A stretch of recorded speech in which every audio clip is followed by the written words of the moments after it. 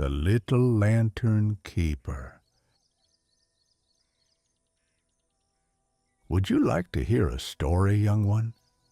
Long ago, in a hidden forest not found on any map, there was a boy named Finn.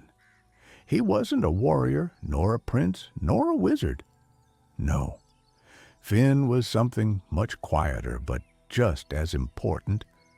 Finn was the lantern keeper.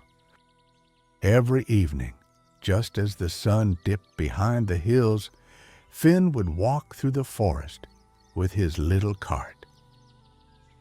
Inside it were dozens of magical lanterns, each glowing with a different light.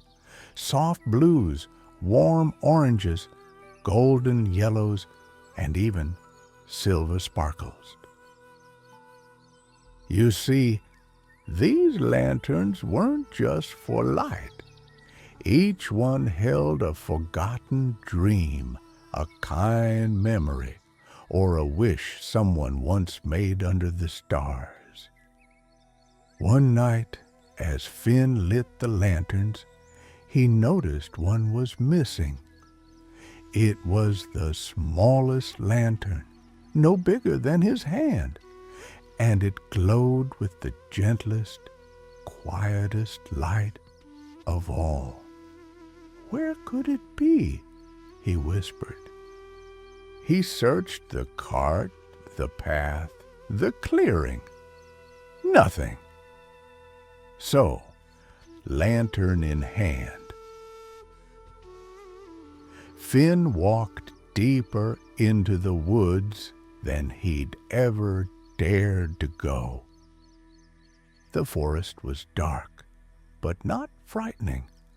The trees hummed softly, and the wind carried gentle whispers. Soon he came to a small pond.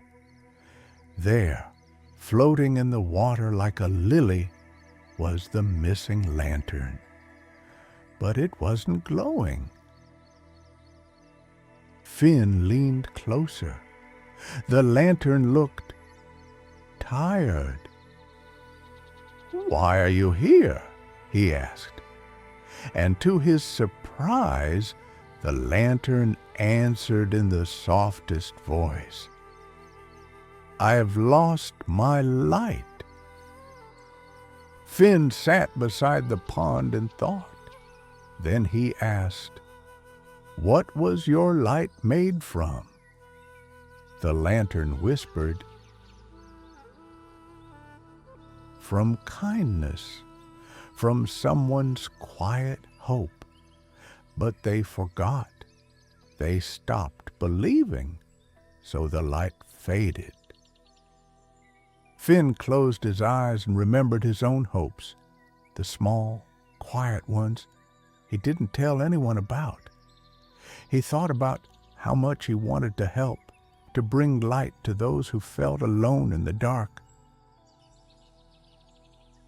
And slowly, the lantern began to glow again, not just from his hope, but from the warmth of his heart. Finn smiled. "Let's go home," he said. He carried the little lantern gently, like a sleeping bird, all the way back to his cart. From that night on, that tiny lantern shone the brightest, not because it was big or loud or famous, but because someone had remembered to care. So, you see, my friend, even the smallest light can shine again if you just remember what made it glow in the first place. Would you like to help me light the lanterns tonight?